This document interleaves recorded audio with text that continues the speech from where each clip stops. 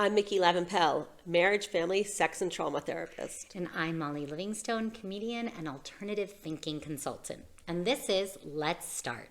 Today we're going to talk about Let's Start Dating. And this is for the singles out there. So Micki, you're a relationship coach, I heard. You're a sex therapist, I heard in there. All the good words. What is up with dating? What is up with dating? Lots of people have fears about dating, especially when they're just getting started, right? Especially if they grew up in a home with, single sex children, right? All brothers, all sisters, and they haven't had a lot of exposure to people of the opposite sex, assuming we're heterosexual. And this is, obviously this all applies to heterosexual, homosexual. Dating is scary no matter who you are and what you are. At any age, any At time. any age, any time, whatever it is. Especially if it's something that you haven't done a lot. If you're coming out of a relationship, right? I would say even if you have done it a lot. I hear a lot of my friends who are not necessarily scared of it, but sick of it and traumatized by it. Yeah. So how do you make dating good? Right. Well, I think maybe that's not the best way to put it, but it's more about how to make dating effective. Let's talk about, let's make dating really more effective, right? Because oftentimes people so hyper-focus on the other. What does the other person have to show me? Who are you?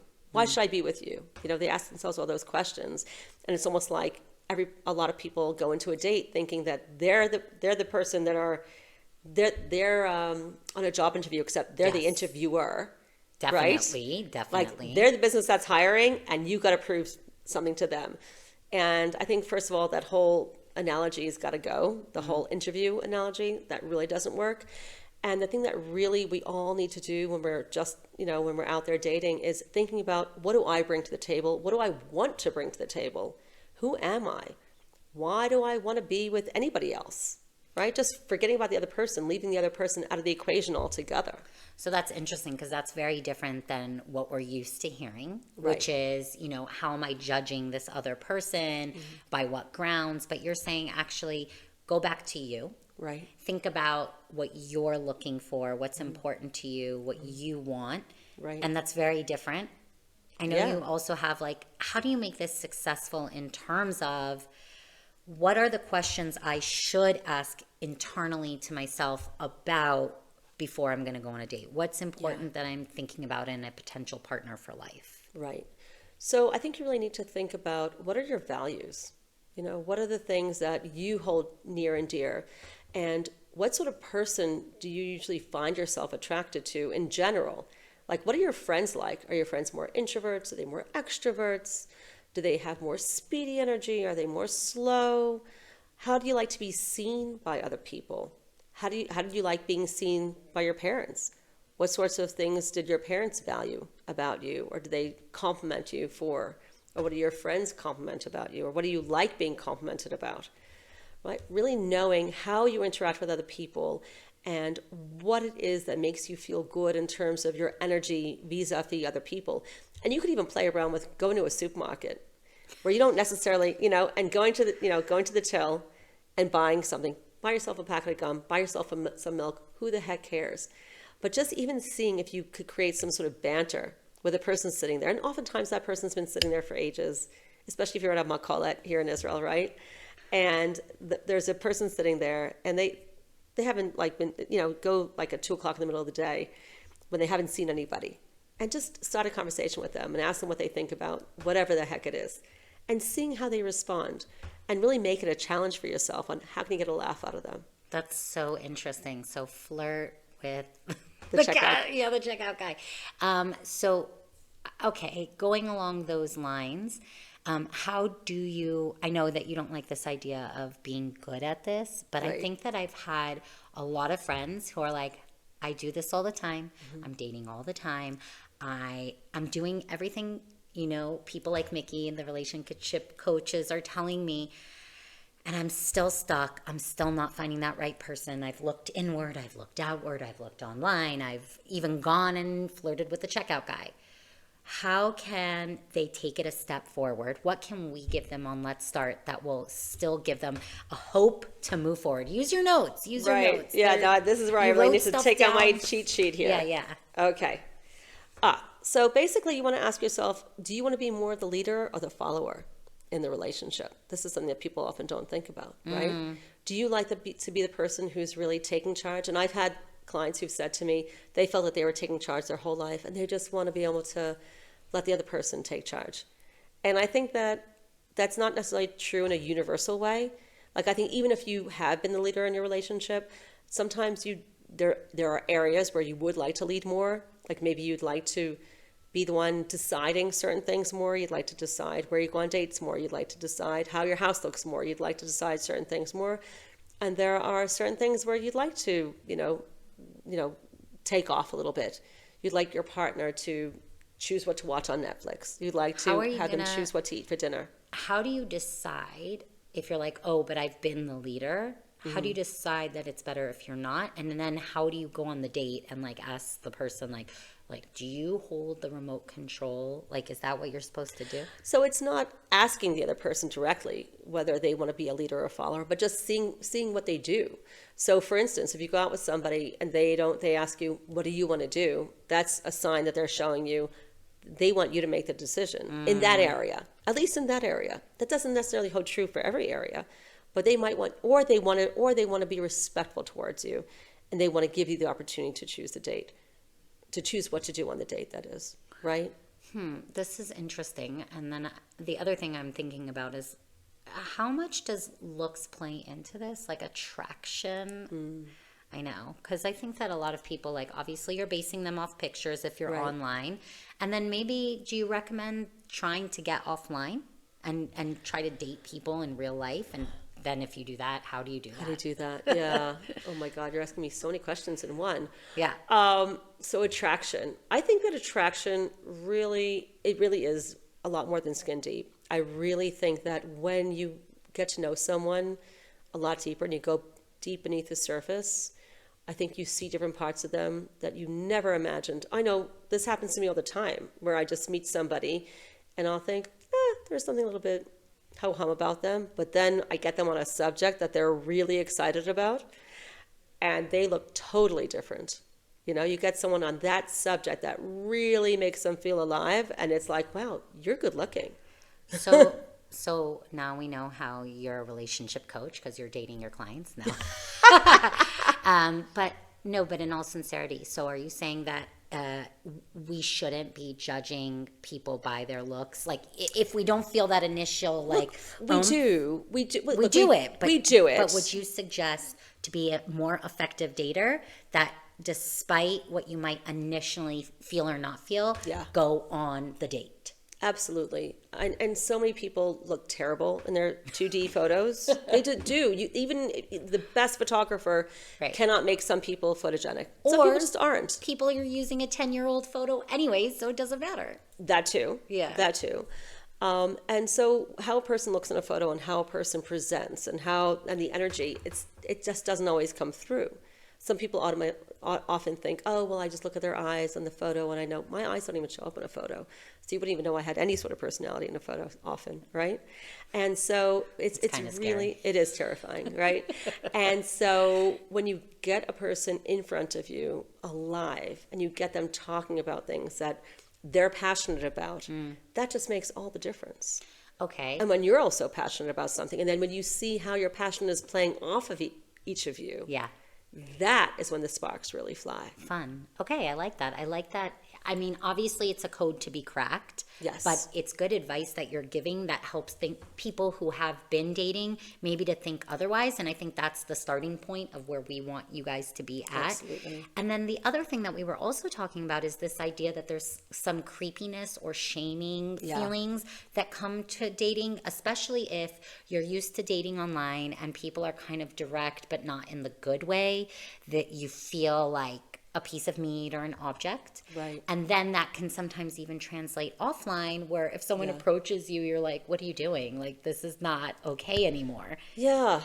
So, besides the sigh, because I'm sure we're all there with you, like, what is that advice you give to people that you're working with to kind of overcome that?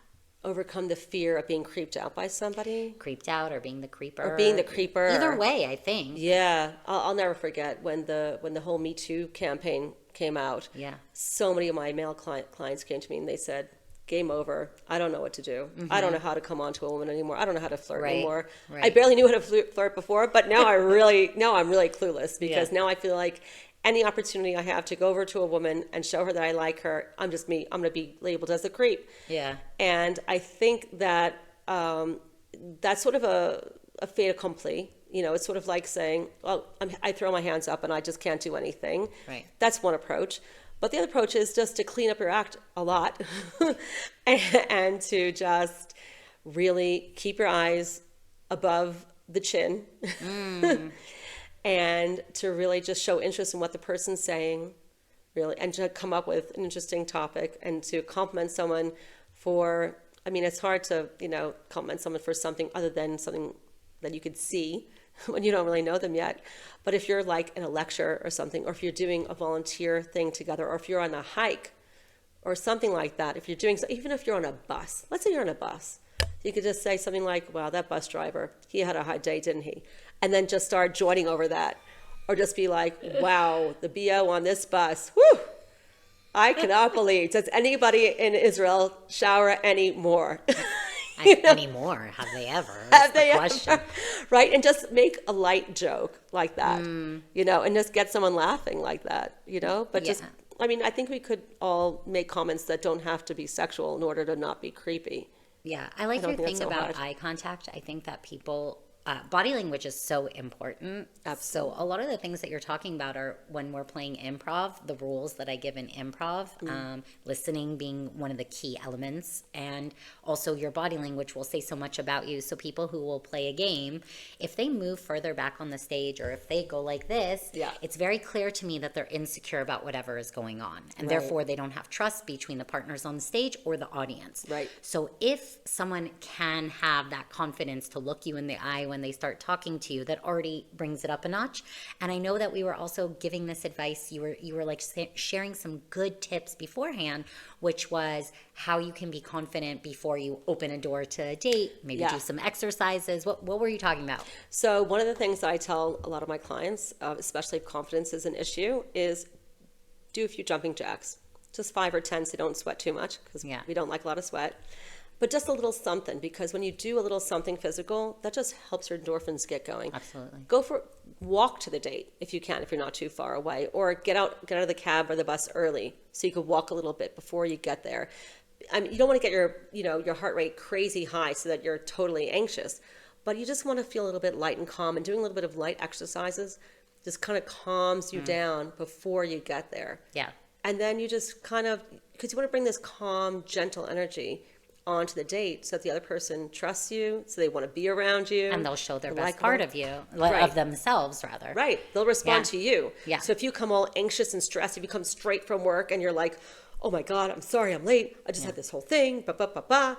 You're bringing this nervous, stressed out energy that nobody wants to be around. So you really need to take a few deep breaths, do a little light exercise, and bring in that calm version of yourself Right.